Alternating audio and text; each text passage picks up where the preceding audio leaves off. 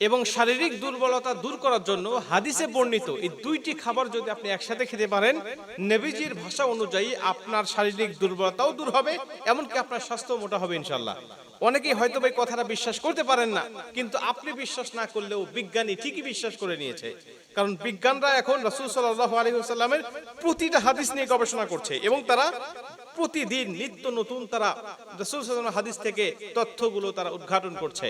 তারা বলছে নবীজি যে দুইটা খাদ্যের কথা হাদিসের মধ্যে বর্ণনা করেছেন, এই দুইটা খাদ্য আমরা গবেষণা করে দেখেছি, এগুলো যদি কেউ নিয়মিত খেতে পারে, এগুলো নিয়মিত খাওয়ার কারণে তার শরীরে অতিরিক্ত চর্বি জমবে না, কিন্তু তার শরীরে এমন ভালো মাসেল তৈরি হবে যার কারণে সে হবে পরিশ্রমী, শক্তিশালী এবং তার চেহারা হবে বড় আকর্ষণীয়। বিজ্ঞান বলছে শুধু তাই নয়, এই খাদ্যগুলোর মধ্যে এমন কিছু উপাদান রয়েছে যার কারণে মানুষের শরীরে ক্যান্সার পর্যন্ত ধ্বংস করতে তারা সক্ষম থাকবে। এমনকি এই খাদ্যগুলোর কারণে মানুষের রোগ প্রতিরোধ ক্ষমতা বেড়ে যায়। এই খাদ্যের কথা রাসূল সাল্লাল্লাহু আলাইহি ওয়াসাল্লাম ইবনে মাজাহ শরীফের 3325 3324 দুইটা হাদিসের মধ্যে বর্ণনা করেছেন পরপর, এবং আরো অনেক হাদিসের মধ্যে রয়েছে। আম্মা জান আয়েশা রাদিয়াল্লাহু তাআলা আনহা বলেন যে আমি যখন আমার বাবার ঘরে ছিলাম, অর্থাৎ আবু বকর রাদিয়াল্লাহু তাআলা আনহুর ঘরে যখন আমি ছিলাম, তখন আমি ছিলাম একদম শুকনা, রোগা। আমার মতো শুকনা রাসূল সাল্লাল্লাহু আলাইহি ওয়াসাল্লামের কোনো স্ত্রী ছিল না। আমি এত রোগা ছিলাম, আমার মা আমাকে বিভিন্ন কবিরাজের কাছে, বিভিন্ন চিকিৎসকের কাছে নিয়ে গেছে। আর আমার মা বিভিন্ন চিকিৎসকের কাছ থেকে আমার স্বাস্থ্য ভালো করার জন্য পরামর্শ নিয়েছে, কিন্তু আমি কোনো রকম আমার স্বাস্থ্যের উন্নতি আমি করতে পারিনি। অবশেষে আমি যখন রাসূল সাল্লাল্লাহু আলাইহি ওয়াসাল্লামের ঘরে গেলাম, তখন নবীজি আমাকে দুইটা খাদ্য একসাথে খেতে বললেন। ইয়াকুলুল কিসা আবির রুতাব, ইয়াকুলুল কিসা আবির রুতাব, একটি হলো রুতাব আর একটা হলো কিসা, অর্থাৎ একটা হলো শসা আর একটা হলো খেজুর।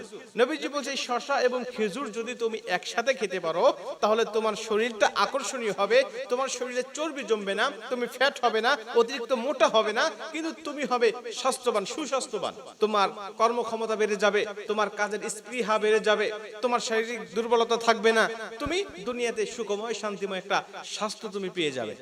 বিজ্ঞান বলছে এই শসার মধ্যে যে ভিটামিনগুলো রয়েছে, বিশেষ করে অ্যান্টিঅক্সিডেন্ট রয়েছে, যেগুলো মানুষের শরীরে খুবই দরকার, খুবই এগুলো আমাদের শরীরের জন্য প্রয়োজন। এবং খেজুরের মধ্যে যে কি রয়েছে এটা তো বলার ভাষা রাখে না।